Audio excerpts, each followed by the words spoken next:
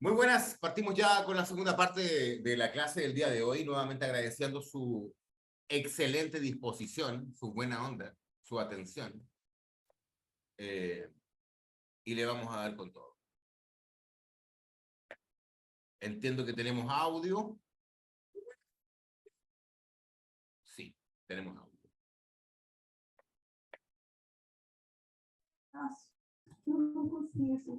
Perfecto. Vamos a partir, como les dije, con este pedacito que se nos quedó acá, del método científico, para terminar con la clase segunda del día de hoy, que es seguridad en la investigación de incendios. La seguridad de la investigación de incendios hoy en día es fundamental, fundamental, crucial. Si no tengo seguridad para realizar una investigación, no la hago. Ya vamos a hablar de ello.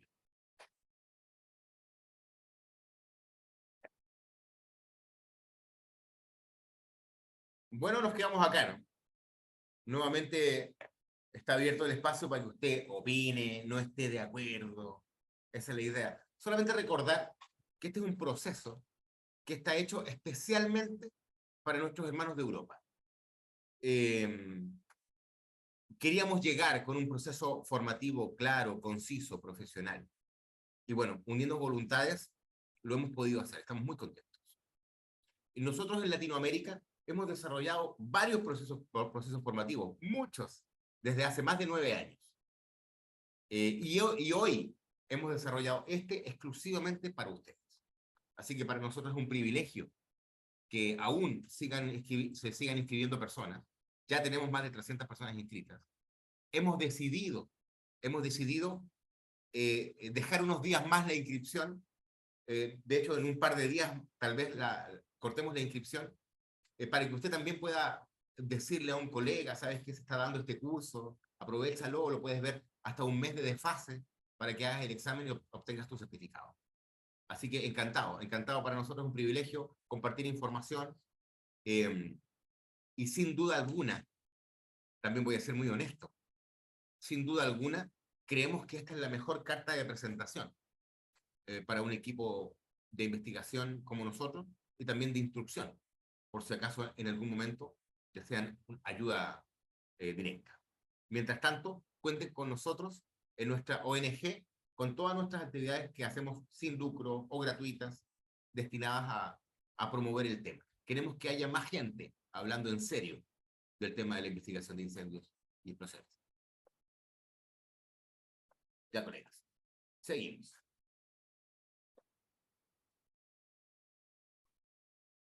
Hablamos, ya hicimos este paseo, ¿no? Hicimos este paseo, pasamos por las etapas, dijimos que esta parte era la más ruda de todas, la más, la más, eh,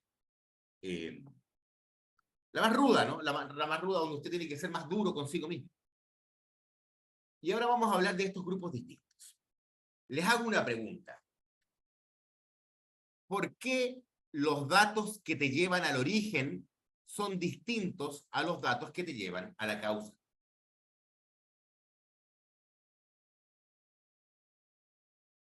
¿Por qué podrían ser distintos los datos que te llevan al origen versus los datos que te llevan a la causa? Según lo que hemos hablado hasta ahora.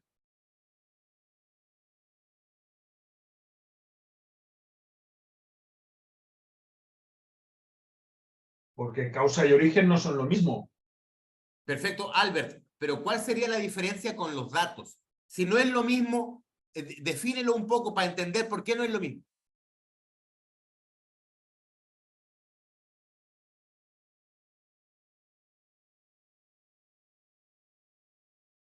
Pongamos un ejemplo práctico, mi estimado Albert. Imagínate, imagínate que tú tienes un incendio que afectó una casa grande y esta casa es de una sola planta. La casa se afectó más del 70% por fuego. Y el fuego nació, el área de origen es la última habitación a la izquierda. Primero, ¿qué vas a definir? ¿Origen o causa? Primero el origen. Ya. Aquí en la imagen está el método científico aplicado al origen. Y acá el método científico aplicado a la causa. ¿Por qué son cosas distintas? Porque tú cuando defines el origen, lo que estás definiendo es la dinámica del fuego. Tú estás describiendo cómo se movió el fuego. Entonces, los datos en los que tú te alimentas para llegar a la última habitación a la izquierda son distintos a los datos que cuando ya estás en esa habitación y dices, bueno, ¿y cómo empezó? ¿Por dónde? ¿Cuál fue la fuente calórica? ¿Qué fue lo primero que ardió? Entonces, para determinar los datos que te llevan al origen, debemos hablar de lo siguiente. Datos básicos del sitio. Determinación de las condiciones prefuego. O sea, ¿qué estaba pasando en ese lugar antes del incendio? ¿Había gente? ¿No había gente? La documentación de las condiciones post-incendio. ¿Cómo se documenta una escena?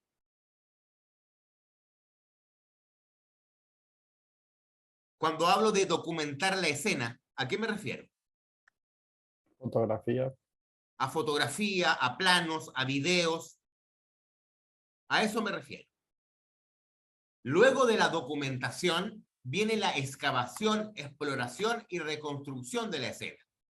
Cada vez que hago una excavación, cada vez que hago una remoción de los escombros, debo ir sacando fotos e ir removiendo idealmente por capas. Ojo con esto.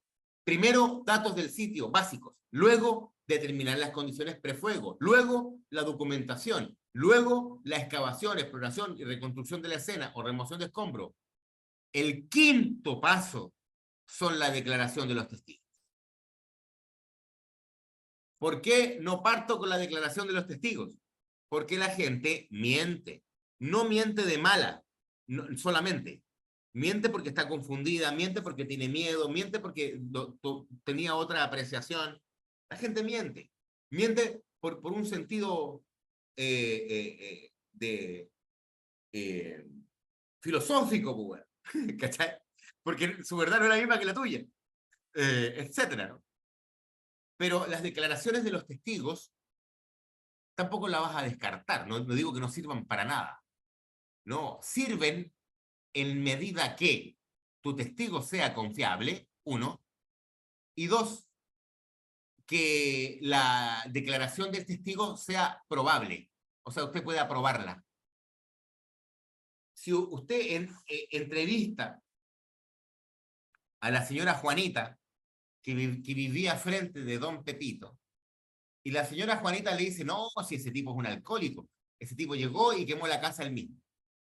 Usted no sabe si hay conflictos previos, si la alcohólica es la señora Juanita, usted no sabe. Entonces, no nos podemos meter en ese terreno. Nosotros trabajamos con evidencia, con pruebas. Yo quiero que usted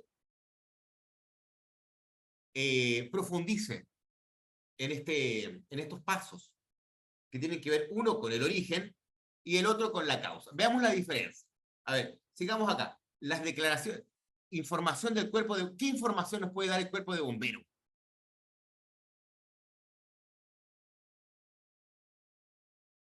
Antecedentes de hechos parecidos de la misma persona, por ejemplo, si no es la primera vez que se ha producido un incendio en esa vivienda y ya ha habido un informe previo indicando que cuando encontraron a la persona se encontraba, por ejemplo, ya que estamos hablando de bebidos, en estado de embriaguez, pues ya, por ejemplo, nos puede dar una pista. Sí, totalmente de acuerdo. Ahora, Antecedentes do local? o sea, recuerda que los bomberos también tienen información como primeros respondedores. O sea, si se quema una cuadra completa, nos podrán decir dónde estaba el fuego cuando ellos llegaron. Nos podrá decir si habían situaciones anómalas. Nos pueden decir si estaban peleando, etcétera, ¿no? Los primeros respondedores, ya sean bomberos o policías, nos pueden dar información crucial, importantísima. La alarma, a ver, una pregunta. un panel de alarma de incendio. Un panel de alarma de incendio de una fábrica. ¿Qué información nos puede dar en la investigación del incendio? Se os detectores de fumo foram ativos, Perfecto. Nos puede indicar cuáles fueron los sensores de humo o fuego que actuaron en qué secuencia para poder determinar, ¿no? una línea temporal. Estos son los datos del origen. ¿Por qué varían tantos con la causa? Veamos la causa. Estos son los datos de la causa. Los datos del origen te van a llevar a la última habitación a la izquierda. Ahí te van a llevar. Pero cuando estés en la puerta de esa habitación, vas a tener que empezar a trabajar con otro grupo de datos. Y el otro grupo de datos dice lo siguiente. Identificación de los combustibles del área de origen. O sea, ya tengo área de origen. Identificación de las posibles fuentes de ignición. Identificación del agente oxidante, sobre todo cuando es distinto al oxígeno. Identificación de las circunstancias. Entonces, esto es interesante, sobre todo cuando pasamos al análisis de los datos de la causa. La temperatura de ignición y la cantidad deben ser suficientes para relacionarse con mi primer elemento combustible. Como usted comprenderá, el trabajo de la causa es más fino. No es tan rudimentario como el origen, que uno puede decir, salió por acá el fuego. Ya está bien, salió por ahí, estamos de acuerdo. ¿Pero por qué? ¿Cómo se originó? Muchas veces, el fuego va a borrar la evidencia. Y también tenemos que tomarlo en cuenta. Señores, para avanzar a la otra clase del día de hoy, que es seguridad, necesito hablar de los sesgos y también hablar del corpus negativo. Cualquier hipótesis que no puede ser probada ni física ni analíticamente es una hipótesis inválida. Una hipótesis desarrollada en base a la ausencia de datos es un ejemplo de una hipótesis que no puede ser probada. La incapacidad para refutar una hipótesis no significa que la hipótesis sea cierta. Ejemplo, yo digo que este incendio lo originó un duende verde. Lógicamente, no tengo cómo probarlo.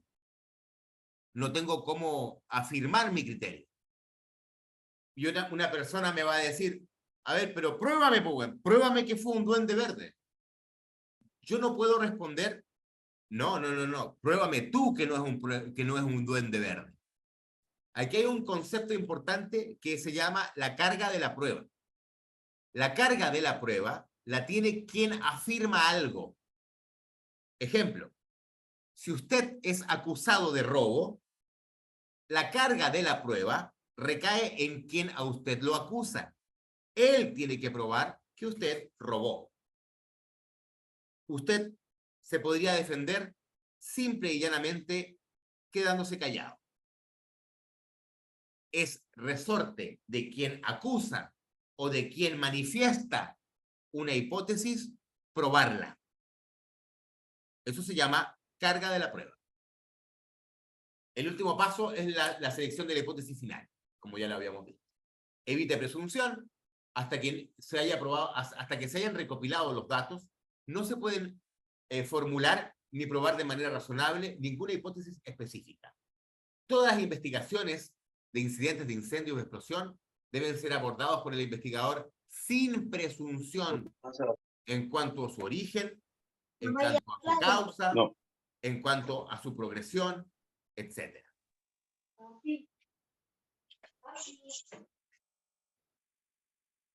O sea, no puede haber... Don Fernando, tal vez un aporte, algo. Bueno. No, disculpe, que se me quedó el micro abierto. No se preocupe. Encantado de escuchar cualquier aporte o contrapunto. Propagación del incendio, etc. Usted tiene que ir con una hoja en blanco. Déjeme ponerle un ejemplo extraño. En Chile, hace unos años atrás, hubo un levantamiento social. Hubo un levantamiento social donde quemaron algunos edificios, quemaron algunos supermercados. Imagínese que usted es un investigador de incendios y que está viendo cómo transmiten en vivo, cómo saquean un supermercado. Desde la transmisión en vivo, usted puede ver cómo de pronto empieza a salir humo y el supermercado se empieza a quemar. Y a usted lo mandan a investigar ese incendio. Lo pasan a buscar en unos minutos. Pregunta. Yo podría suponer que ese incendio es un incendio intencional, ¿cierto? ¿O no?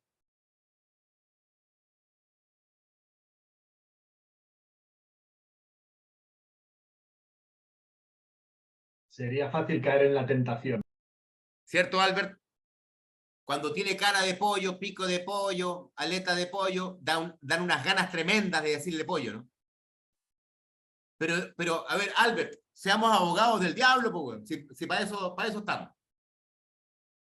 Lo más probable es que sí haya sido un fuego ocasionado por los mismos personas que estaban haciendo el saqueo. Pero, Albert, dame una razón para que ese incendio haya sido un accidente y no provocado. Bueno, podría haber mil, que con los correteos cayera algún líquido inflamable, que llegara a una fuente de ignición, mil. Perfecto, Seguro que hay Albert. mil. Una simple. Al estar arrancando, los televisores pasaron a llevar el sistema eléctrico y se formó un arco voltaico. ¿Es viable o no es viable?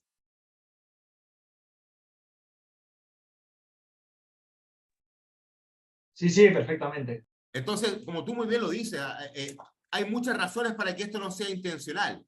Tal vez las hayan más para que sea intencional.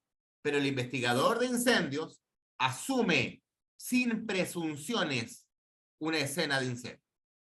Hasta que se haya recopilado los datos, no se puede formular hipótesis de manera razonable. Ninguna hipótesis específica. Todas las investigaciones de incidentes deben abordarse de manera ecuánime. Sesgos de expectativa. Esto lo voy a dejar para que ustedes lo puedan leer. Pero básicamente, un sesgo de expectativa es llegar a una investigación ya con un resultado. Usted ya sabe que es cortocircuito, usted ya sabe que es intencional. ¿Ya? Si se logra demostrar que usted comentó antes que usted ya tenía un resultado, su investigación está invalidada. Sesgo de confirmación. Cuando usted tiene el sesgo de confirmación es solamente enamorarse de los datos que apoyan su teoría. Recuerde, usar teorías contradictorias, usar datos contradictorios para llegar a hipótesis alternativas. Es obligatorio. Si usted sabe cómo empezó algo y está seguro, meta unas 2 o 3 hipótesis alternativas que después usted descarta, porque no son posibles. Pero utilice siempre hipótesis alternativas. No usarlas es un error. Nivel de certeza. Hay 2 niveles de certeza en investigación de incendios. Está el nivel de certeza posible y el nivel de certeza probable. ¿Cuál es la diferencia entre posible y probable? Lo probable tiene un 50% o más de posibilidades de que sea cierto. Y lo posible, menos de 50%. Cuando yo tengo una sola hipótesis que voy a defender, es una hipótesis probable. Pero si yo tengo varias hipótesis, son hipótesis posibles. No debería mezclar lo probable con lo posible. De hecho, debería trabajar solamente con datos probables.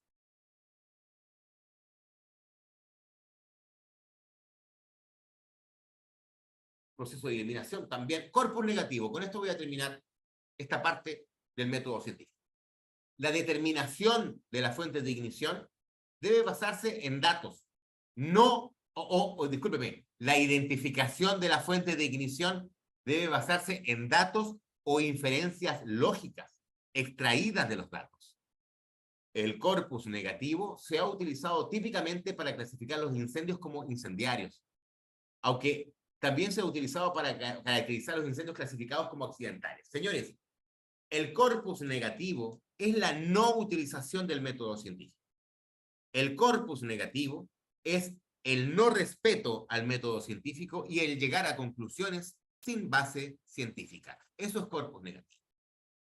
El nivel de certeza que ya está explicado y los pasos para investigar, que es parte de su estudio. Aquí básicamente están sugeridos los pasos de investigar que nos indica la norma. Señores, pasamos a nuestra última clase del día de hoy. Seguridad en la investigación de incendios. Colegas, tengo una situación. Vamos a hacer un minuto de receso y vuelvo enseguida.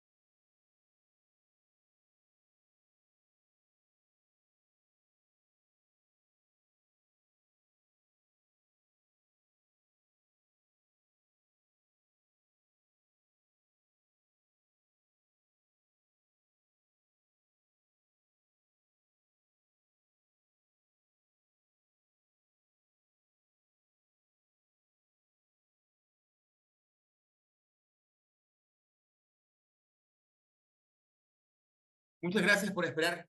Situación arreglada. Vamos a hablar de seguridad.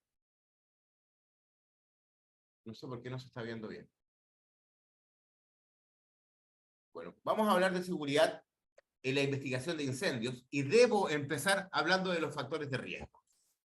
Yo sé que ustedes, es muy probable que esto lo dominen, pero primero vamos a hacer un repaso general de los factores de riesgo para entrar de lleno a lo que indica la guía al respecto. Los factores de riesgo laboral los vamos a extrapolar a lo que nosotros hacemos como investigadores de incendios. Vamos a ir acotando. Los factores de riesgos son 6. El riesgo mecánico, riesgo físico, riesgo químico, riesgo biológico, riesgo ergonómico y riesgo psicosocial. Esos son los 6 riesgos que estudiamos cuando estudiamos los factores de riesgo a los que estamos expuestos. Vamos a ir de a uno explicándolos de manera muy simple. A ver, antes de seguir, me gustaría que alguien me explicara de manera muy simple cuál es la diferencia entre el riesgo mecánico y el riesgo físico.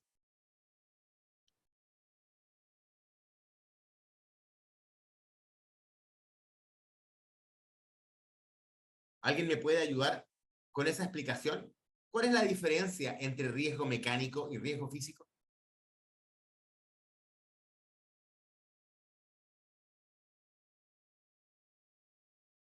Y antes de que me puedan responder, la gente cree que riesgo mecánico es un riesgo que tiene que ver con una máquina. Y nada que ver. Ya, vamos a ir definiéndolos para dejarlo claro. El riesgo mecánico es un riesgo que se produce por golpes o por caídas. Por ejemplo, si yo me golpeo un dedo, es riesgo mecánico. Si al golpear algo sale despedido un pedazo de piedra a alguien que no tenía lentes, es riesgo mecánico.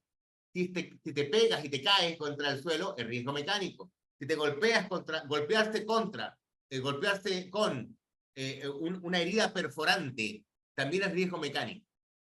Identifiquemos el riesgo mecánico en la investigación de incendios. ¿Alguien me puede dar un ejemplo de riesgo mecánico en la investigación de incendios? ¿Qué nos podría pasar?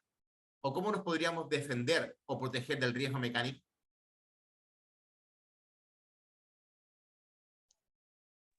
Llevando una buena equipación para evitar cortes o incluso proyección de algún elemento. Perfecto, Felipe. Don Carlos. Um capacete para evitar a queda de alguns objetos em Perfecto. altura. Entonces, usted comprenderá que hay un equipo de protección personal adecuado para el riesgo mecánico. En un investigador de incendios sería su casco, sus zapatos de seguridad, sus guantes, y un equipo que lo proteja contra rasgaduras, contra el riesgo mecánico, contra cortes. Estupendo. Vamos a pasar al riesgo. Primero, comprendamos la diferencia entre riesgo mecánico y riesgo físico. Cuando hablamos de riesgo físico, hablamos de energía. Cuando hablamos de riesgo físico, estamos hablando de ruido, calor, iluminación, vibración, radiación. ¿Estamos claros? Hay una diferencia entre el riesgo físico y el riesgo mecánico. El riesgo mecánico son fuerzas que actúan en tu cuerpo y que te pueden producir un trauma. En cambio, el riesgo físico son energías que te podrían producir un trauma o una enfermedad profesional. Un ejemplo de riesgo físico aplicado en la investigación de incendios. De pronto la iluminación. De pronto, si estoy trabajando en una escena de incendio, el calor, aunque no debería estar trabajando en una escena caliente. Podría estar haciendo observaciones, pero no debería. Hasta que la escena esté asegurada. Bueno, ruido, iluminación, son riesgos. Riesgos químicos. Tenemos riesgos químicos en una investigación de incendios, ¿no? En una casa tradicional hay riesgo químico, ¿no?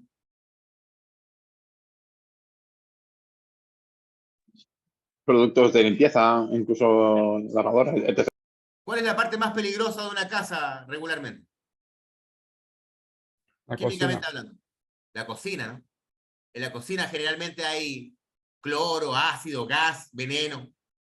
Hay un cóctel de cosas bastante peligrosas.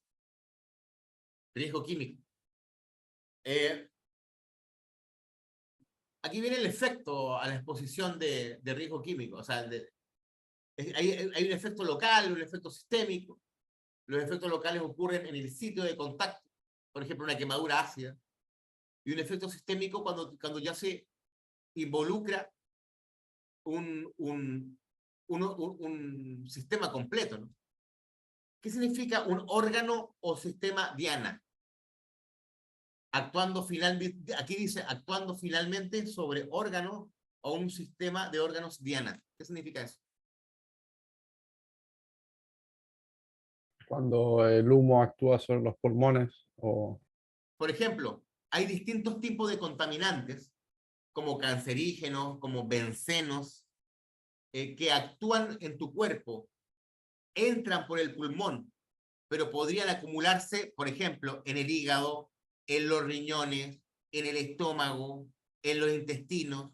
Entonces, el órgano que más afecta este tipo de contaminación es el órgano donde se hacen los estudios para saber qué tan contaminado estás. Y estos órganos se llaman órganos diana. Dependiendo del contaminante del que estemos hablando, dependiendo del tipo de contaminación, es el estudio que se le va a hacer a usted. Ejemplo, hay contaminantes que se almacenan en la sangre, otros en la orina, otros en un órgano, otros en el hígado, otros en el riñón, otros en los pulmones.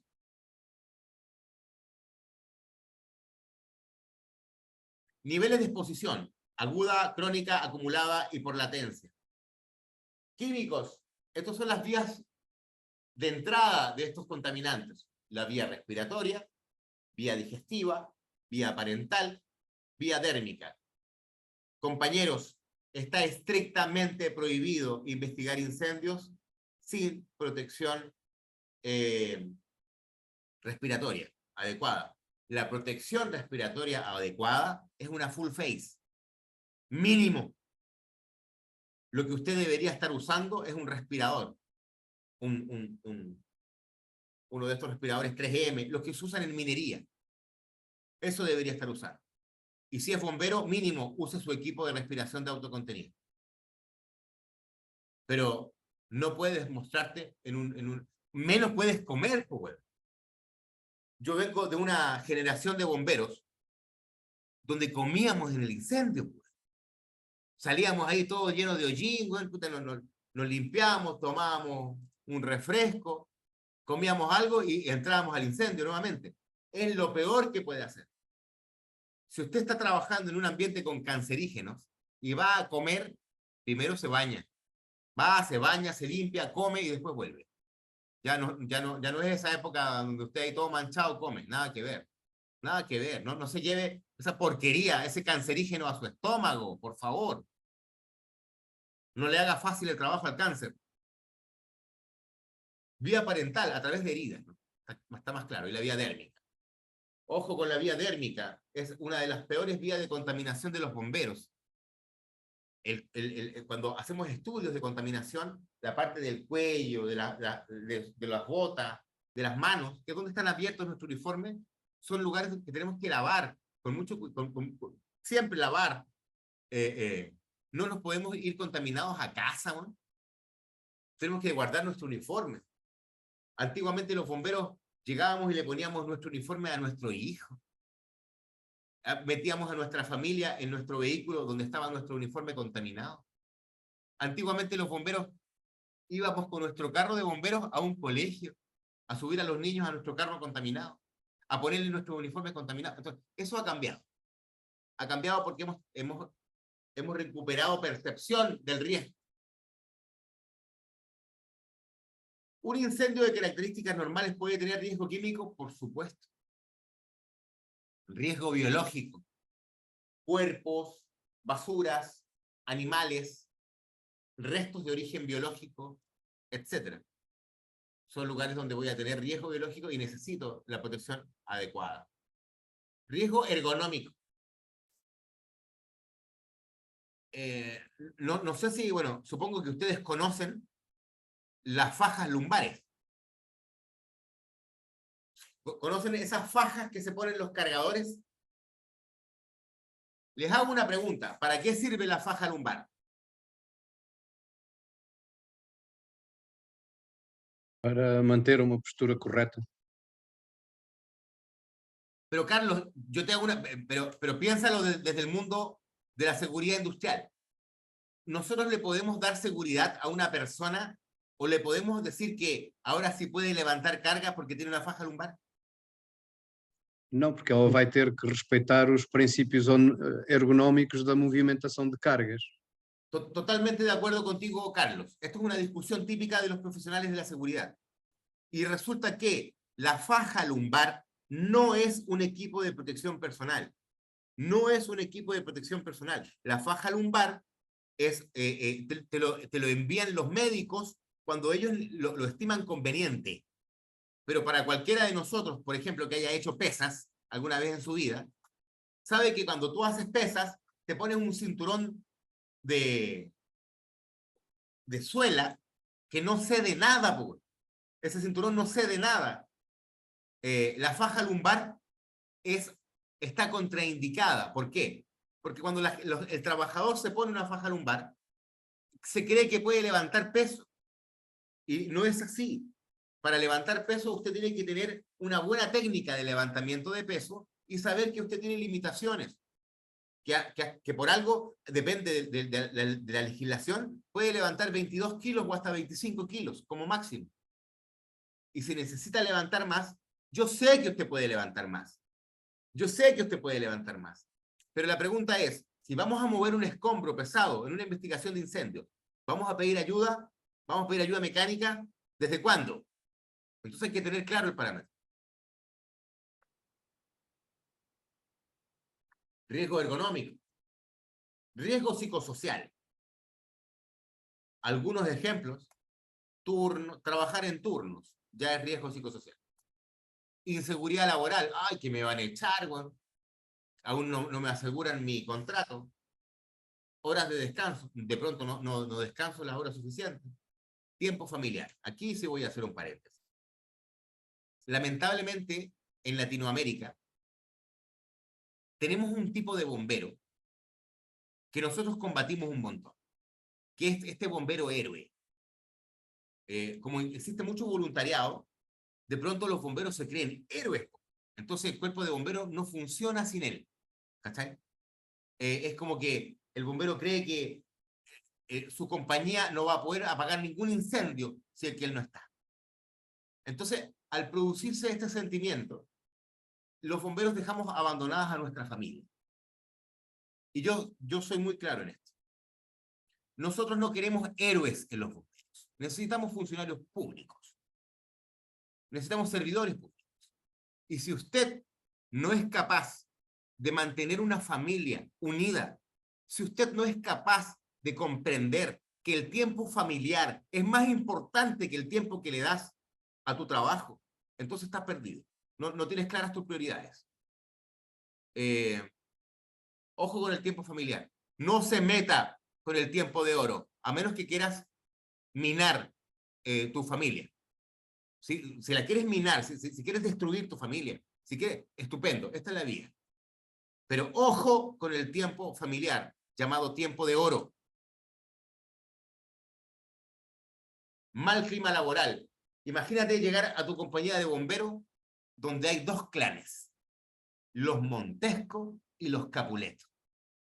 Y los Montesco apoyan el jefe y los Capuleto. Entonces, ese tipo de mal clima laboral afecta directamente, lógicamente, a la percepción psicosocial. Desprecio laboral, malas condiciones de seguridad, irrespeto, que no te escuchen. Entrenar y no aplicar. También es una constante.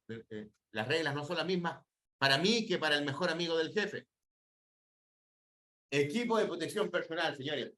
¿Cuál es el equipo de protección personal adecuado? Esta es una foto muy buena. Este es el tipo de protección personal que hoy estamos utilizando. Usted podría decir, oiga, qué exagerado. No, yo creo que es bastante profesional. Se ve que los tipos saben lo que están haciendo, tienen aquí unos medidores de gas. Yo uso un medidor de gas, un Altair 4X. Siempre lo llevo conmigo. Entonces, bueno, vamos a hablar del equipo de protección personal.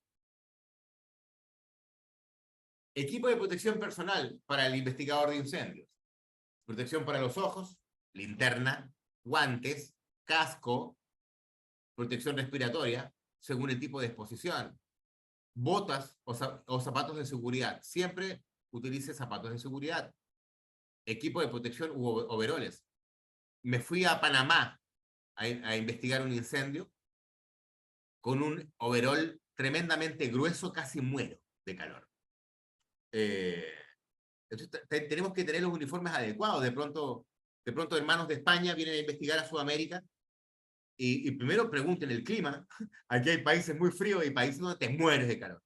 Entonces, esto es importante para que usted también desarrolle su trabajo de manera adecuada.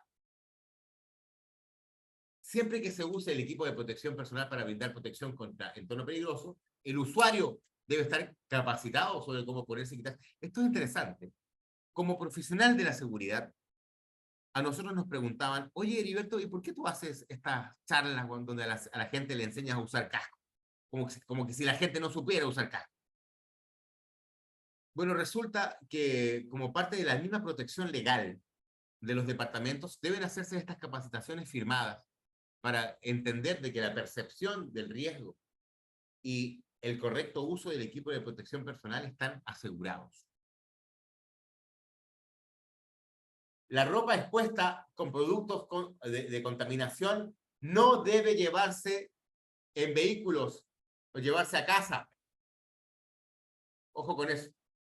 En aquellas situaciones en que estas medidas no se utilicen o no sean prácticas, los investigadores deben emplear un proceso básico de descontaminación que consiste en enjuagar los equipos contaminados. O sea, lo que hoy aplicamos en bomberos, como descontaminación gruesa y descontaminación fina, aplica para la investigación de incendios totalmente. Incluso el cambio de ropa, todo, aplica totalmente. Y de a poco nosotros los hemos ido implementando. Yo llevo 28 años investigando y como siempre digo, es muy probable que 10 años haya investigado mal, pésimo. Y creo que sigo aprendiendo, lógicamente. Aquí, bueno, un cuadro de las partes con el PP que está bastante intuitivo, es bastante lógico. Protección respiratoria. Esto es interesante. Cuando no tenemos la protección respiratoria adecuada, utilice el aparato de respiración Scuba o de su equipo de bomberos. Yo tengo ambos. La verdad que usar el equipo de bomberos es bastante incómodo. Pero lo llevo y lo tengo a mano siempre. Y si no, pido ayuda a bomberos. El acto de remover escombros. Esto es interesante. Los cancerígenos, el hollín de un incendio, demora hasta 5 días en asentarse por completo. ¿Qué quiere decir esto? Una escena de incendios tiene polvo cancerígeno hasta 5 días después del incendio. Ya, resulta que nosotros vamos al día 7. Nosotros esperamos que todo ese hollín cayera y vamos al día 7 porque nosotros sabemos del tema. ¿Qué va a pasar cuando levante una tabla? ¿Qué va a pasar cuando remueva los escombros? El acto de remover los escombros del incendio puede crear polvo y liberar vapores orgánicos. O sea, volvemos a foja cero. Porque vamos a hacer una remoción de todo lo cancerígeno. Por eso tenemos que hacer una evaluación de riesgo correcta. Y usar el equipo como corresponde. Determinar las medidas preventivas. El equipo de protección personal se determina dependiendo de mi riesgo asociado. De pronto, si estoy investigando un forestal, donde no tengo nada en la cabeza, más que la inmensidad del cielo, basta un gorro, basta una gorra. Tengo que estudiar el riesgo y protegerme, pero sobreprotegerme podría causar una incomodidad o un problema de ergonomía. Equipo de protección personal constituye uno de los conceptos más básicos en cuanto a la seguridad. De hecho, los ingenieros solemos decir que el equipo de protección personal es el fracaso de nuestra gestión. Hemos fracasado como ingenieros en seguridad. No fuimos capaces de eliminar el riesgo. No fuimos capaces de evitar que usted se exponga al cancerígeno. Entonces, como no fuimos capaces, le paso su equipo de protección personal. Compréndalo de esta manera. Si usted está usando un equipo de protección personal, es porque su equipo de protección personal es la última barrera al riesgo. Y es porque ni la ingeniería, ni los cambios de proceso pudieron evitar que usted se exponga al riesgo. Mucho ojo con eso. Requisitos de un EPP. El EPP debe ser cómodo. Debe proporcionar confort. Alguna vez un compañero me confidenció, bueno, que su equipo de investigación de incendios no tenía botas adecuadas. Me mandó la foto de sus botas, bueno, casi me muero de pena. Bueno. ¿Cómo es eso? ¿Cómo tu línea de mando no tiene conciencia del riesgo al que estás expuesto? Tú tienes que decirlo. Tú tienes que informar. No se debe restringir los movimientos del investigador, lógicamente. A veces uno se pone un traje con que parece... Yo he investigado incendios con traje nivel A de de protección química. Parecía Teletubby y no pude hacer nada.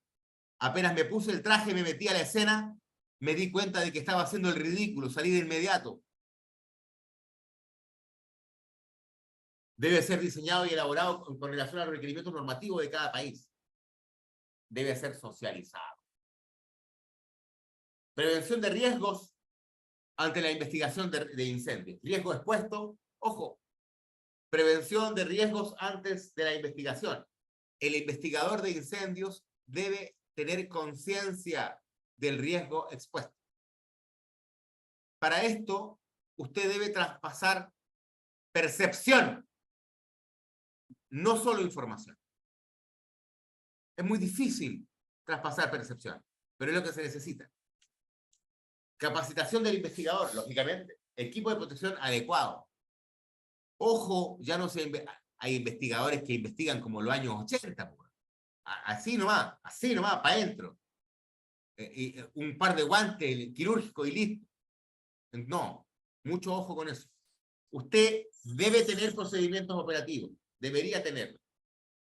Los procedimientos operativos aseguran que usted desarrolle su trabajo de manera adecuada. Vamos a compartir los POEs, los procedimientos operativos que hemos desarrollado nosotros hasta el momento, para que los tenga como guía.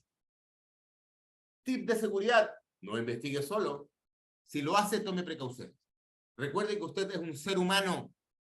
Hay bomberos que se creen que pueden apagar un incendio, estar trabajando 2 o 3 horas, después de ir a lavarse la cara y venir a investigar. Recuerde algo.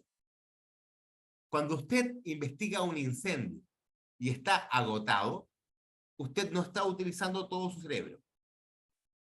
Cuando usted investiga un incendio y está agotado, está usando menos de la mitad de su capacidad cognitiva. Mucho cuidado. Lo necesitamos completito, analizando e investigando el incendio, no cansado. Trabajo sobre el suelo, trabajo junto a maquinaria en movimiento. Hay investigadores que le encanta pararse al lado de la máquina que está sacando escombros. Tenga cuidado, tenga distancias de seguridad y téngalo protocolizado. Su EPP puede fatigarlo. Imagínate investigar un incendio con un casco de bombero, ya sea americano o ya sea integral europeo. Da lo mismo. Son cascos pesados, pues. Lo mejor para investigar un incendio puede ser un casco de construcción. Suficiente. Recupérese fuera del riesgo. Vaya a lavarse, vaya a recuperarse fuera del riesgo. Después entra. Cuide al máximo su aseo, no ingiere alimentos. Ya hablamos de esto. Si vamos a estar investigando un incendio y vamos a estar moviendo el techo, la pared, cuidado con los perímetros. Deberíamos tener un corte perimetral en las veredas si es que existen pasos de transeúntes. Situaciones de supresión. Si estamos trabajando en investigación y aún están los bomberos, mucho cuidado. No digo que esté mal o que sea indebido. Lo único que digo es que usted debe estar entrenado para una situación como esta. No queremos ser carga para los bomberos. Y usted también debe tener el equipo de protección personal adecuado. ¿Cuántas personas van a investigar incendios con su kit de primeros auxilios? Muy pocas. Señal de aviso de emergencia. Cuando yo voy a investigar un incendio solo, por lo general hago un grupo de WhatsApp en realidad hago un grupo de WhatsApp de discusión. Cuando el incendio es interesante, yo suelo hacer un grupo con 2 o 3 investigadores que yo creo que tienen experiencia, para que me ayuden, para que vayamos contrastando criterios. Ellos también hacen lo mismo. Pero cuando estoy solo, generalmente me preguntan, ¿y cómo estás? ¿Todo bien? Entonces, generalmente, cuando voy a entrar a la escena, digo, ya voy a entrar y me voy a reportar cada 10 minutos. Cada 10 minutos tiro una señal. Si es que no me he reportado, me empiezan a molestar. Hey, ¿cómo está la cosa? Y si no me reporto en 1 hora, ellos piden ayuda de inmediato. Análisis de seguridad del trabajo. Esto es una foto de un incendio tomado desde la altura de una mecánica de bomberos, de un carro con una escalera mecánica. Cuando nosotros hacemos un análisis, esto también lo voy a pasar bastante rápido, pero un análisis de trabajo, esto es, por ejemplo, lo que nos propone NAFI. Yo soy un miembro de esta asociación. Yo les recomiendo esta asociación porque es muy seria. Me han dado todas las facilidades para hacer mis procesos en español. Por eso lo recomiendo. Y bueno, esta asociación NAFI te provee de este formato para que tú puedas clasificar los riesgos físicos. Ojo, aquí los estructurales están aparte, siendo parte de los mecánicos, biológicos, químicos, eléctricos. Los eléctricos parte de los físicos. O sea, vamos a encontrar varios tipos de clasificación, pero al menos en su génesis ya está explicado. El tipo de riesgo, alto, medio, bajo, control de ingeniería, control administrativo y EPP adecuado. El AST o el análisis de riesgo del trabajo es un análisis que yo hago previo al incendio. O sea, antes de entrar a investigar, tomo mi formato y analizo la escena, los riesgos más importantes, veo que mi EPP sea adecuado y defino si es o no viable hacer la investigación. Por ejemplo, aquí hay un ejemplo. A ver, ¿cuáles son los pasos que se hace? Primero debo seleccionar el trabajo. En nosotros, investigar un incendio. Luego dividir el trabajo en etapas sucesivas. Y luego identificar los riesgos por cada etapa. Luego determinar las medidas preventivas correspondientes y el equipo de protección personal por cada etapa. Y luego se redacta y el procedimiento de trabajo seguro. Este procedimiento debe socializarse con todo el equipo de trabajo para que existan opiniones o aportes. Por ejemplo, abrir una maleta. ¿Cuáles son las etapas? Aquí están las etapas. Primero, abrir la maleta, luego sacar las herramientas, luego poner la gata y levantar. Bacán. Analicemos cuáles son los riesgos de cada etapa. Abrir la maleta, te puedes golpear con la etapa, ¿no? Vas a tener que tener cuidado. Al sacar las herramientas, te puedes golpear la cabeza. Te puedes apretar los dedos con objetos. Al poner la gata, etc. Cada etapa de la investigación tiene sus propios riesgos. Aquí está la etapa, identificación de riesgos y la medida preventiva. Este es un documento que en todas las industrias se ocupa un montón y tiene varios nombres. Análisis de trabajo seguro, etc. Seguridad. Vamos a lo que dice la norma. La escena de incendios por su naturaleza es un lugar peligroso. Los investigadores de incendios tienen la obligación con ellos mismos y quizás con otros investigadores u operadores de equipos, trabajadores y propietarios o abogados que pueden estar en peligro. Cuando usted está en una investigación de incendio y al lado tiene un señor con un traje, con un terno, y al lado tiene una secretaria con una falda, significa que está mal. Hay algo mal en esa escena. A nosotros nos ha pasado un montón. Y tienes que golpear la mesa y tienes que pedirles que por favor se retiren. Es tu escena. Tú tienes el mandato sobre la escena y sobre la gestión de riesgos de la escena.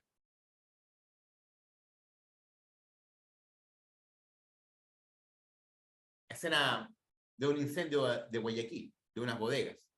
Los riesgos inherentes, riesgos de derrumbe, riesgo de corte, riesgo de reignición.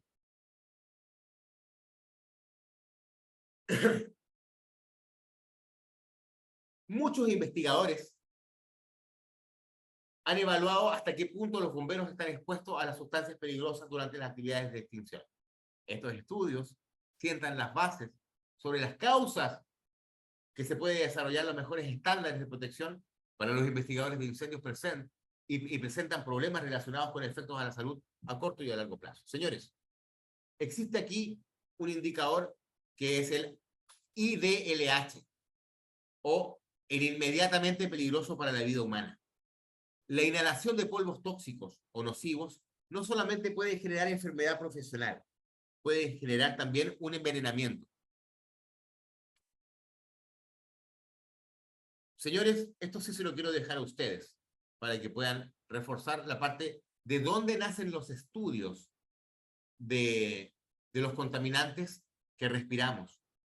Ojo, estamos hablando de contaminantes súper peligrosos. Estamos hablando de contaminantes que causan cáncer sí o sí. El programa de salud es aplicable también a nuestra área de investigación de incendios, lógicamente.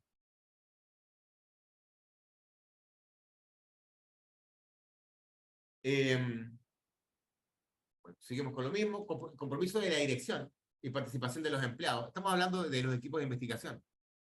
Las organizaciones, las policías, los bomberos, las organizaciones deben tener una declaración de política de seguridad y de salud por escrito. Esto también lo exige NFPA 1321. Es fundamental que todos entiendan la prioridad de la protección de la seguridad en relación con otros valores organizacionales. Evaluación de peligro, señores, seguimos con la evaluación de peligros que ya está descrita. Prevención y control, procedimientos operativos estándares, que los vamos a compartir. Nosotros hemos desarrollado procedimientos operativos que están basados en la norma anterior, en la versión anterior. Es su menester actualizarlo. Capacitación, educación en seguridad, un programa efectivo de capacitación de seguridad para el investigador es fundamental. Compromisos a largo plazo que tienen que ver con las políticas. Vamos a acotar algunos puntos finales.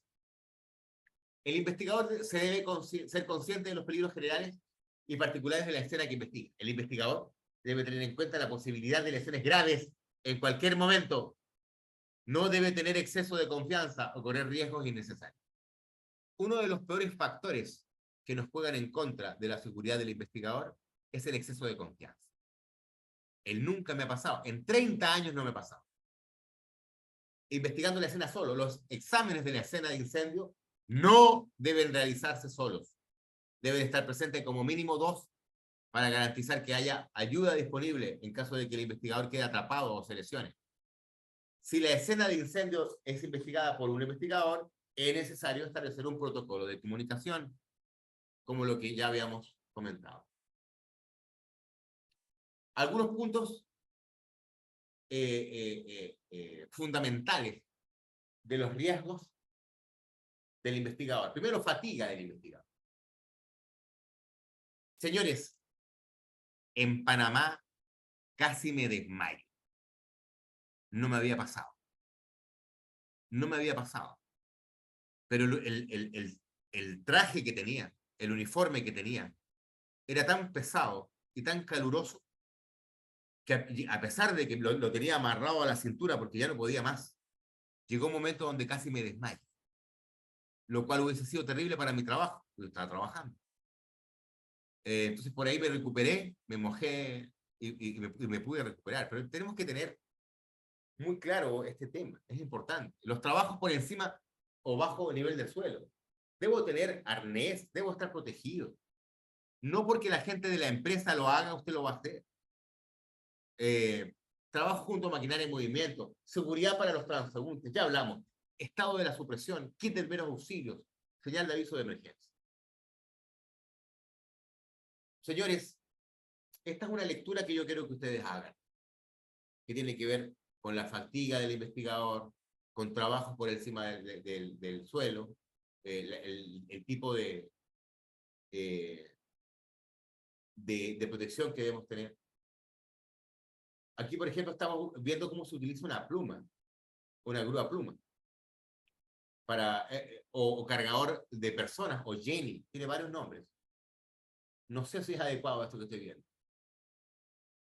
Pero si esta grúa, si esta grúa está apoyando este trabajo, esto no es adecuado en absoluto. En absoluto, porque estas máquinas no funcionan así. Esto es para carga de cosas, y esto es para carga de gente. Y este ángulo, lógicamente, no le permite. Está absolutamente improvisado. Trabajo alrededor de equipos mecanizados. También lo hemos conversado y esto es lo que usted debe pegarle una mirada. Señores, el investigador debe tener en cuenta la posibilidad de lesiones graves. ya lo hemos conversado.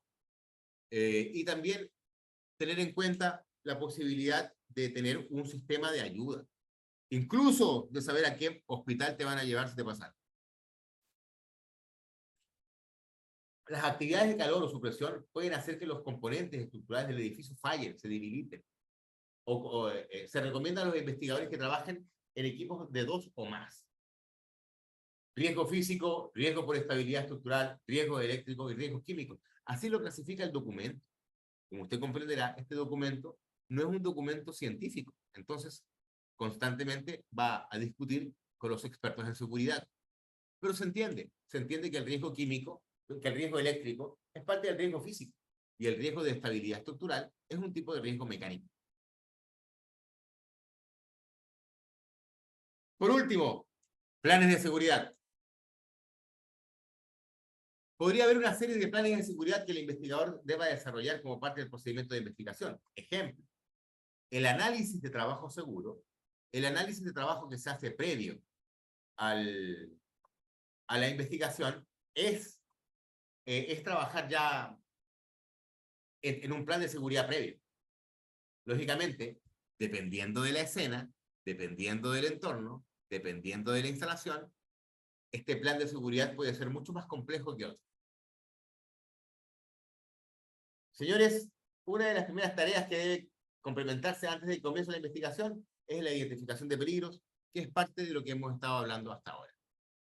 Identificación de peligro, identificación de riesgo estructural, identificación de riesgo estructural, eléctrico, químico, biológico, mecánico. ¿Para qué? Para poder seleccionar el equipo de protección adecuado y establecer un procedimiento de trabajo seguro.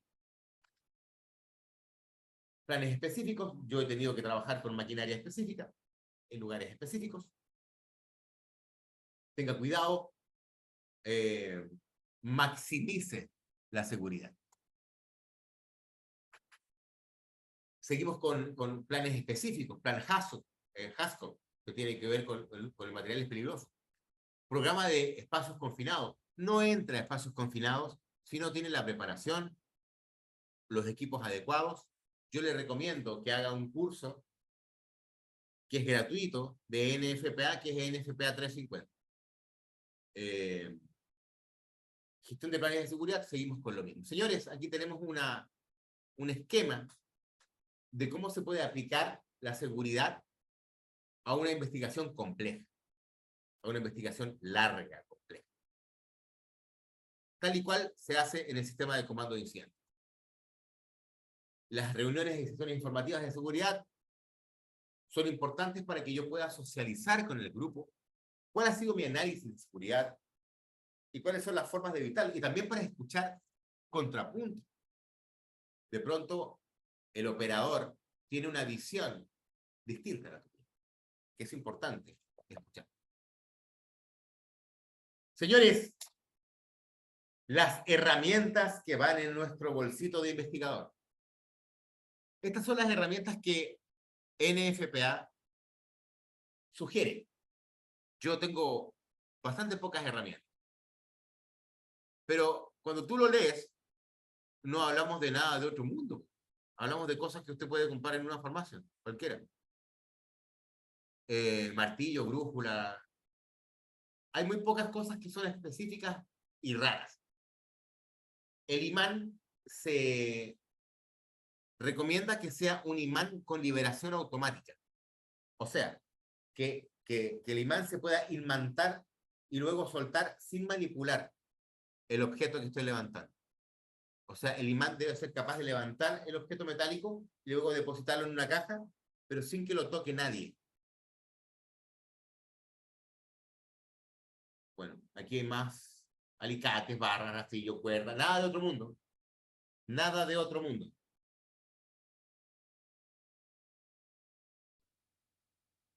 Actividades auxiliares del investigador, como el manejo y almacenamiento de evidencia física. Debemos considerar que hoy en día las baterías de litio nos presentan un riesgo excepcional en las investigaciones de incendio, ya que las baterías de litio, después de un incendio, pueden aún almacenar carga eléctrica, lo que se reconoce como cargas fantasmas. Entrevistas fuera del lugar. De pronto tengo que hacer una entrevista fuera del lugar y puedo tener un montón de otros riesgos. Yo tuve que investigar un incendio en una parte de Ecuador donde pedí que me llevaran a hablar con uno de los sobrevivientes de una explosión y casi me matan. Me sacaron a machetazos del lugar. Yo no tenía idea que había un conflicto social, pero me sacaron a machetazos del lugar. Y la policía, poco menos que me agarró de un brazo, bueno, y me llevó como cometa. Yo no tenía idea, hay que enterarse de todo aquello, sobre todo cuando tu investigación sigue en otro lado distinto a la escena. Actos criminales, o riesgos especiales, ¿no? Como lo que estábamos hablando, actos criminales, cuando hay una explosión, generalmente hay un segundo dispositivo, ya sea incendiario o explosivo, residuos químicos, laboratorio de drogas, de pronto entramos a un incendio de casa, ¿no? Donde hay demasiado ácido sulfúrico. Estos son indicadores de que podríamos encontrar un laboratorio de drogas o más precursores químicos. Señores, creo que debo terminar hablando de esta escena, que es una escena que tenía una losa aquí arriba, donde trabajaron los bomberos, y cuando se van los bomberos se derrumbó la losa. Yo llegué al siguiente día. Sobre todo cuando hay una pésima construcción. Y esto sumado a los factores de dilatación y contracción de los metales y el concreto, lo más probable es que esto caiga, se derrumbe y nos presente riesgos muy particulares. Colegas, hasta aquí vamos a dejar la clase de hoy. Lo bueno es que hemos cubierto los objetivos planteados para poder seguir ya el día de mañana con las dos últimas clases. Hasta ahora estamos conformes con el trabajo que hemos realizado. Lógicamente queremos escuchar su opinión. El día de mañana, ojalá que nos pueda acompañar nuestro coordinador, que nos pueda acompañar también el coordinador de bomberos, que nos ha ayudado un montón para poder para llevar a cabo, para hacer la convocatoria de este curso. Fue crucial. Colegas, micrófono abierto. Por favor, bienvenido a cualquier criterio o pregunta que exista. Sí, Heriberto, la presentación de hoy de las 6 la colgaréis en la web. Sí, la vamos ahora me comprometo a que en menos de una hora esté todo subido. Vale, muchas gracias. A veces nos demoramos un poco más con los videos porque se demoran más en bajar y en subir. Ningún problema, muchas gracias. Un saludo. Pero quiero dejar en claro, la gente que no nos puede seguir en vivo tiene un mes para poder ver el material, luego hacer la prueba. Así que tómenselo despacio. No es necesario que termine y haga la prueba. Vea los videos, consulte, por si acaso. Tiene un mes para hacerlo. Y también para que usted invite a otras personas si usted cree importante. Don Fernando, adelante. Heriberto, por favor, ¿cómo va a ser la prueba? La prueba es online a través de un formulario de Google Forms, y este formulario te entrega un examen el certificado de manera automática. Y va a estar abierto desde el viernes. Y va a estar abierto por un mes. ¿Por un mes?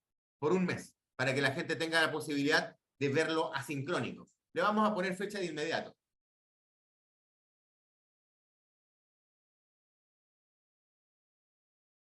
Va a estar abierto hasta el 3 de noviembre. Gracias. Hasta el 3 de noviembre. Ahí hacemos el cierre para que la gente alcance a ver el contenido. Vale. Colegas, consultas, aportes, dudas. Una pregunta. Tiago. Vale. ¿La certificación es válida para cualquier país? La certificación es válida para cualquier país. Déjame hacerte un comentario. Yo soy un instructor, aparte, ¿cómo se puede validar un instructor? El instructor se valida por dos cosas. Por su currículum y su experiencia, y también por certificaciones internacionales que te validan como instructor. En mi caso, las tengo ambas. Me gustaría que como ejercicio vean mi currículum. Yo soy un instructor certificado internacionalmente. O sea, mi certificado el certificado que usted va a recibir es un certificado que le sirve en cualquier parte del mundo. Vale, vale. Muchas gracias. Y destaco, no tiene costo alguno. No es que después del certificado hay que pagar unos $. No. Sí, Primera vale. etapa no tiene costo. Vale, vale. Gracias. Las preguntas son de selección múltiple. Tenho uma questão também. Nuno, adelante. O enunciado do teste vem em espanhol ou vem traduzido em português?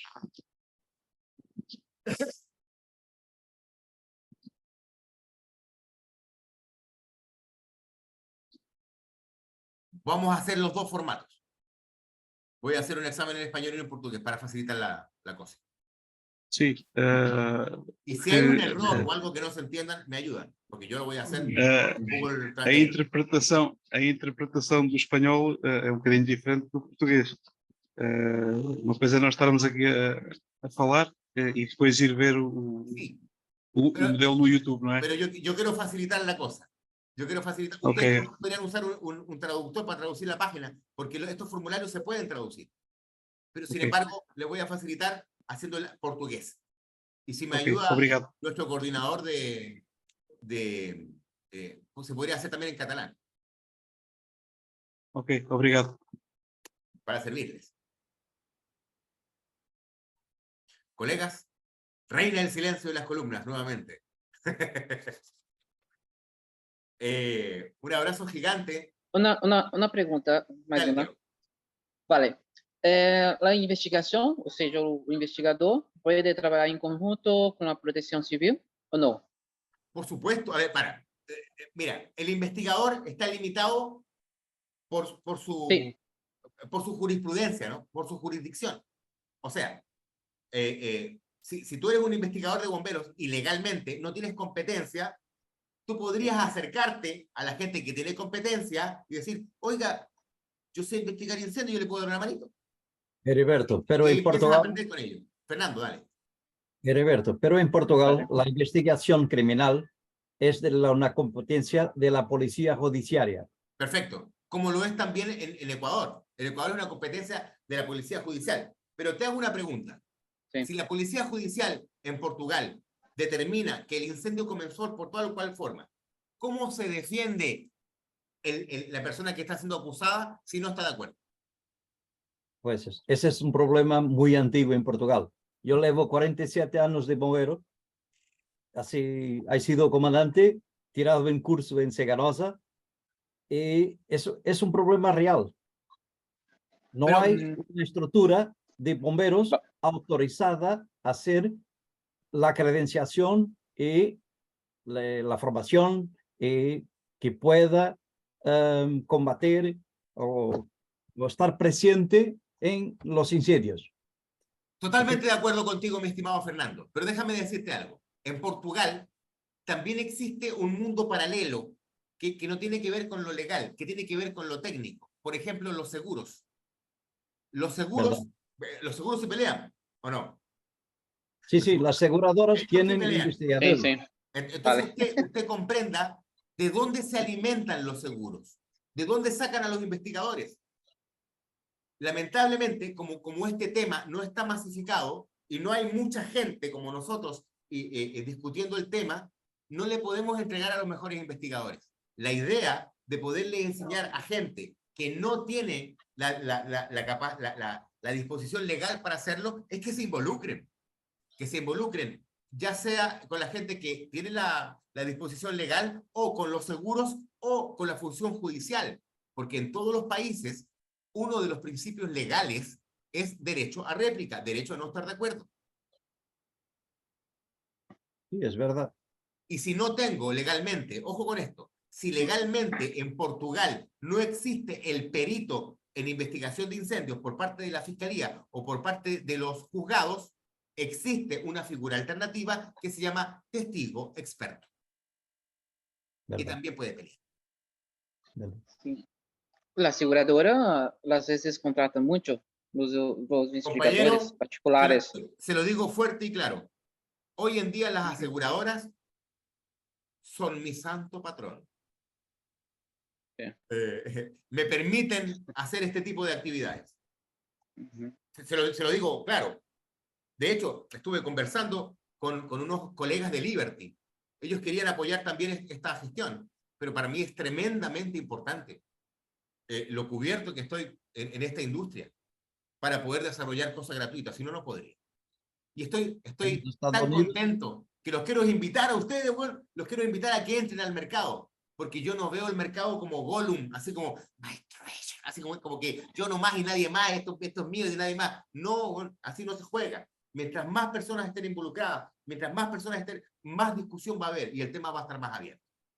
Para nosotros, realmente es un objetivo poder el próximo año o el año que viene, de este al otro, poder ir nosotros vamos a ir de vacaciones a España, tenemos planificado un viaje, pero queremos hacer clase presencial. Ojalá podamos conocer Portugal y también acompañarnos con clases a ellos. Encantado. Y la idea es formar más instructores para que usted no tenga necesidad de incluirse con otras personas. Ustedes ya están formados, las reglas están claras y usted sigue solito. En Estados Unidos, los batallones, cada uno tiene una equipa de investigación, y que por cada sinistro que ocurre, esa equipa va al local. Sí, esto es importante, porque de pronto... Los Fire Marshal. De pronto, Fire Marshal, tú lo has dicho bien. Mira, hay dos tipos de... Hay una diferencia entre el Fire Chief y el Fire Marshal. El Fire Chief es el jefe de bomberos. Y el Fire Marshal es un jefe técnico. Este señor se encarga de las normas y de la investigación. La pregunta es, ¿por qué investigan incendios los bomberos? ¿Los bomberos investigamos incendios solamente por temas legales? No, señor. Los bomberos investigamos incendios para determinar cómo se originó el fuego y poder determinar, poder dar recomendaciones para que no vuelva a suceder. Ese es el objetivo de bomberos. Entonces, aunque no tengamos la disposición legal para hacer investigación, los bomberos deberíamos estar haciendo investigación por naturaleza propia, para tener estadística, para poder hacer prevención. Los Fire Marshal investigan de dos maneras, el Fire Chief de otra, ¿verdad? No, en un cuerpo de bomberos en los Estados Unidos hay dos mandos. Está el mando operativo, que es el señor que apaga incendios. Ese señor es el Fire Chief, el jefe de bomberos. Y por otro lado, hay otro mando, que es un mando técnico. Ese mando técnico se encarga de las normas, de las revisiones y de las investigaciones. Yo he conocido a varios Fire Marshal, y el Fire Marshal generalmente en Estados Unidos está armado, es un tipo que anda armado. Es otro señor, es otro jefe. De hecho, este jefe, el Fire Marshal, no siempre va a los incendios, es muy raro. Va a los incendios cuando es muy grande y este jefe operativo que necesita apoyo. Pero son cuando haya sospechas de que algo ha sido premeditado. No, en Estados Unidos el Fire Marshal investiga todo. Todo, debe investigarlo todo por ley, como en Chile. En Chile, todos los incendios deben ser investigados por bomberos por ley. Hace 20 años ha estado en Estados Unidos, en la Academia de Incendios de Nueva York, y con los jefes, donde aprendí un poco de su trabajo. Sí, claro. A ver, yo vengo de Estados Unidos también hace unos meses, estuve aprendiendo con los jefes de Nueva York para ser instructor, y usted tiene razón, pero la cosa ha cambiado un montón en 20 años. Un montón.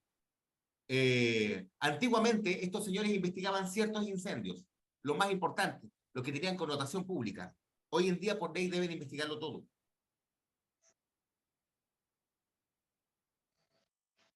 Gracias por esta oportunidad. Excelente, para mí un privilegio, un placer de verdad. Solamente quiero quedarme con una reflexión. No pierdas la oportunidad de investigar. Si tienes una escena de incendio, investígala, aunque sea por estadística propia. Equivócate. Escríbeme, mándame una foto. Yo estoy a un WhatsAppazo de distancia. Consúltale a gente que tenga más experiencia. No le consultes a un ignorante. Tú necesitas que te contraste. Todos somos ignorantes. Ya les dije. Eso, colegas. espero, sueño con tener la posibilidad de verlos en vivo y de tener una linda clase, no solamente en España, también en Portugal. Colegas. Vale. Yo soy miembro de la Policía Internacional, pero no como policía, pero como bombero. Sí, nosotros tuvimos un acercamiento con la policía de Italia, hemos tenido acercamientos también con la policía española, pero déjame contarte algo. Cada vez que, por ejemplo, cuando me contrata la Fiscalía déjame mostrarte algo rapidito. Nosotros fuimos contratados por la Fiscalía de Durán. Y la Fiscalía de Durango nos contrató para formar a su personal. Entonces, cuando nos contrata una fiscalía, nosotros no perdemos la oportunidad de decirle, pero integren a los bomberos. Pero llámense, pero si los bomberos no investigan, no importa, llámenlos, son los especialistas en fuego. Entonces, tenemos que comprender de que la investigación de incendios no le pertenece a una u a otra institución. Que sí, que los bomberos necesitamos a los policías. ¿Tiene usted alguna parcería con Brasil?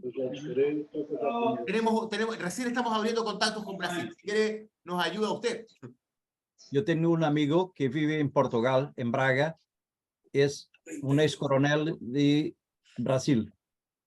Ha sido comandante de los bomberos de Río de Janeiro. Abramos puentes de comunicación. Esta es la idea. Te voy a poner en contacto. Solamente quiero mostrarles algo para ya terminar. Esto fue lo que hicimos en Durán.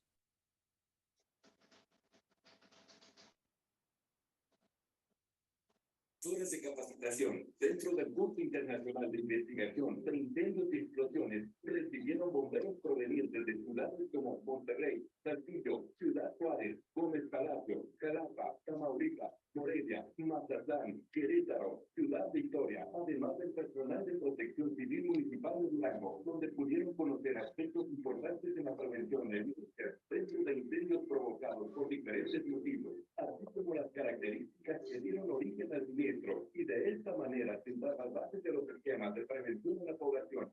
Estamos hablando de que estoy hablando con los profesionales de la extensión del incendio, y que estamos dando un paso más allá, un paso técnico más allá. Es relevante porque le estamos entregando de nuevo la responsabilidad a bomberos, y ahora estamos súper agradecidos de la confianza que hay. Bueno, tiene 25 años de instalación del... Este fue un trabajo que hicimos específicamente para ellos. Del capitán de origen ecuatoriano, quien tiene 25 años de experiencia como bombero y 18 años como investigador y expositor. Los asistentes lograron incrementar su profesionalización de... Colega, esto es algo que hicimos hace harto rato ya. En México ya hemos ido 3 veces a instruir a varias fiscalías. Nos hemos ganado la confianza con trabajo duro. No hay otra forma de ganarse la confianza. En este tema, también quiero ser muy claro. Hay mucho cuentero, hay mucho mentiroso en este tema. Así que mucho cuidado, mucho cuidado. Lo que más queremos hacer es entregarles herramientas para que usted sepa cuándo le están metiendo gato por liebre. Eso es lo principal. Hola, Heriberto. Javier, un gustazo. Hola, yo quería dar la perspectiva desde mi punto de vista, que es el policial. Yo soy policía en investigación de incendios, y la perspectiva en España es, yo creo que la cuestión, a veces se queda la perspectiva de que la inspección de incendios, la investigación de incendios, realmente es una inspección técnico, en este caso policía, cuando media un delito, pero con unos conocimientos técnicos que nadie mejor que los bomberos conoce. Pero a veces se pierde esa perspectiva de que es una inspección técnico-policial especializada con materia de investigación de incendio. Lo digo porque a veces se pierde la perspectiva de todo en el conjunto jurídico que se pierde si no se hacen bien todos los pasos, si no se está bien amparado ante una legislación. La recogida de vestigios, etcétera, una entrada en domicilio si no está amparada por un mandamiento judicial, etcétera, etcétera. Entonces, ese punto de vista a veces es importante, porque a veces desde el punto de vista del bombero no se entiende, y yo me gusta ir de la mano, pero hay que ver muy bien a veces, en cada país nos movemos en un contexto. Y ese contexto a veces hay que mirarlo bien. ¿En qué país nos movemos? Y la legislación. Necesito Desgraciadamente, comprometerte la con legislación- algo, Javier. Porque lo que tú estás tocando es un tema súper crucial. A mí me gustaría que como término de este proceso formativo, luego hagamos un webinar con la realidad de la investigación de incendios española y también en Portugal, para que podamos contrastar y ver cómo cabe este tema. Lo que tú estás diciendo es fundamental. Tenemos que reconocer nuestras habilidades técnicas y también nuestras limitaciones técnicas. Y creo, mi estimado Javier, que usted necesita unos 20 minutos de exposición.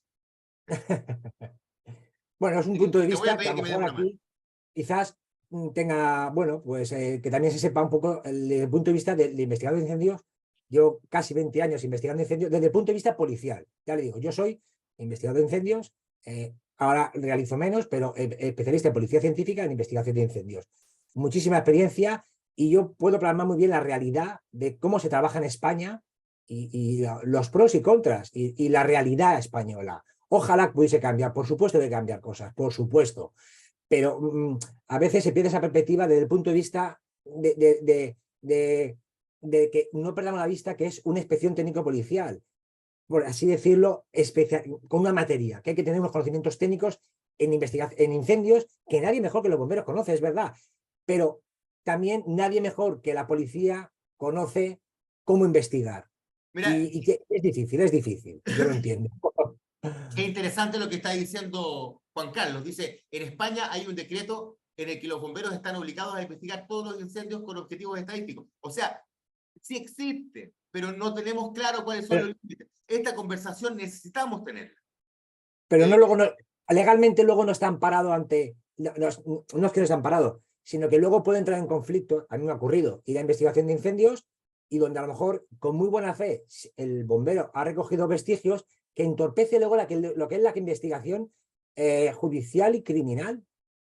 Y entonces es muy difícil. Yo entiendo que se tenga que investigar, pero ¿hasta qué punto se va a investigar que no entre en conflicto judicialmente? O sea, Javier, convengamos fin, en algo. a ver, no tenemos que perder el fin, que es, en algunos casos, meter al malo, al autor.